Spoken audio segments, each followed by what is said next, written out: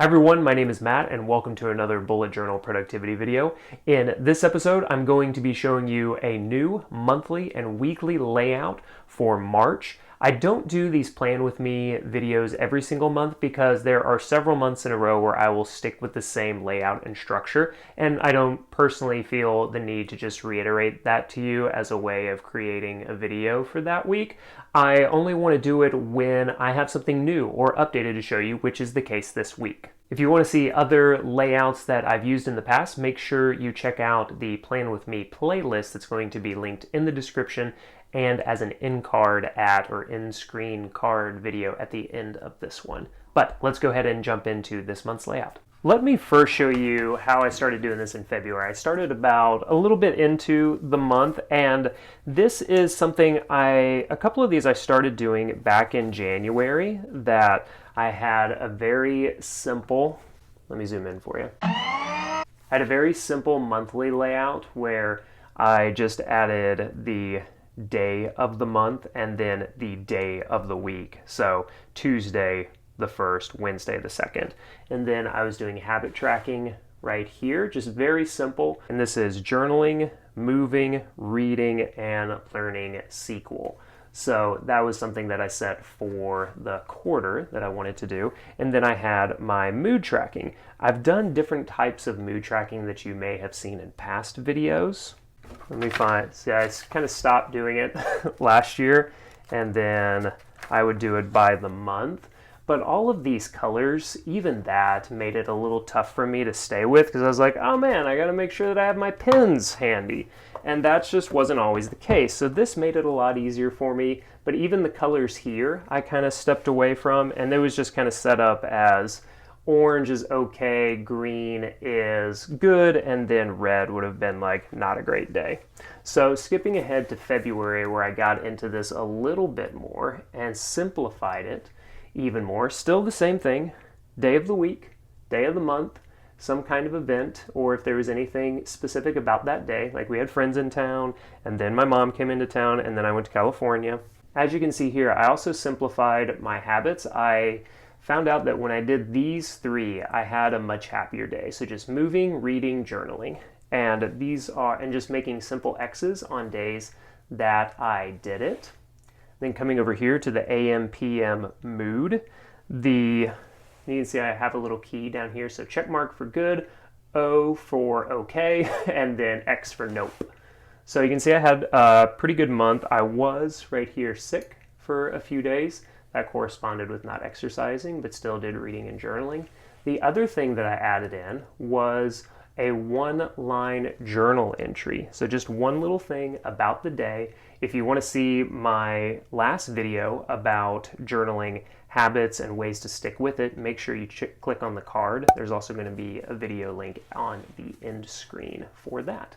And again, I lined everything up on the same like bullet row. So you can see right here, one came all the way across for all of these. So that made it really easy to keep everything literally aligned.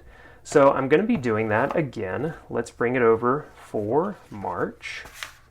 So you can see a little bit more of how it looks at the beginning of a month. Pretty blank. You can put a little key down at the bottom as well. So move, read, journal. Check mark good, O for okay, and X for nah, not a good day, not a great day.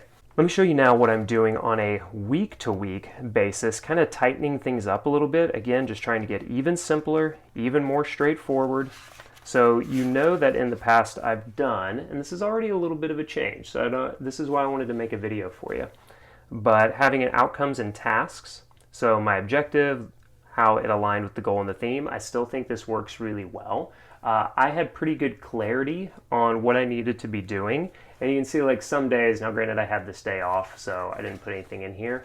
What I started doing, instead of putting my tasks on the right-hand side and then my agenda on the left, as I've been doing for months, the thing that I started trying is that I just went ahead and had a general list of things that I needed to do for work, things that I was doing for you, and then things that I needed to do at home. So I have these to-do task lists for the week, and then on this page, I still have just a tighter weekly agenda, because normally I can fit everything that I'm doing from a timeline onto a single page.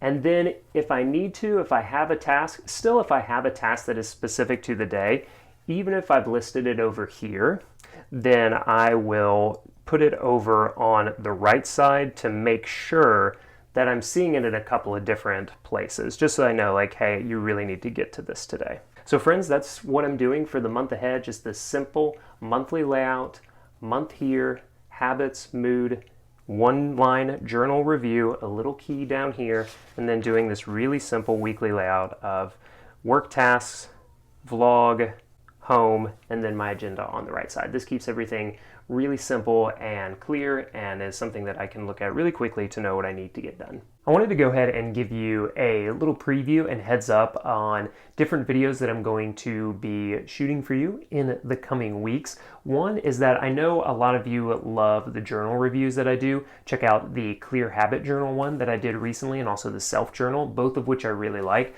But I have two more scheduled. One is for the different kind of like structured planners like I've done for Self Journal and Clear Journal, but then I have a bunch of others that I've gotten now, both personally and some people have sent to me. So I'm going to enjoy showing these to you. This one is the Mind Journal, a mission to redefine men's health and happiness. I think a lot of women will like this as well too. But I'll show you a lot of these journals. So we're going to have a structured journal one, or just entirely unstructured. So looking at paper weights and types and how big or small the bullet spacing is. That matters to me. I like a little bit bigger bullet spacing. And the other thing, sorry, that was kind of awkward, is I'm going to show you this bag, a couple of bags that I've received that I have really liked because I think they go hand in hand, the journals and the way that we carry them and the way that we carry and use things on a day-to-day basis. Just I love physical products and things. One of the reasons I love journals and pens and pencils and books, and also the bags that I carry all of them in. So look forward to sharing both of those, or all 3 or 4 of those videos with you in the coming weeks. Make sure you give this a thumbs up and subscribe if you're new here. There are all kinds of videos about bullet journal productivity, mindfulness, focusing on what matters, and making sure that you're spending time on the things and people that mean the most to you in life. All right, thanks again, and I'll see you in the next video.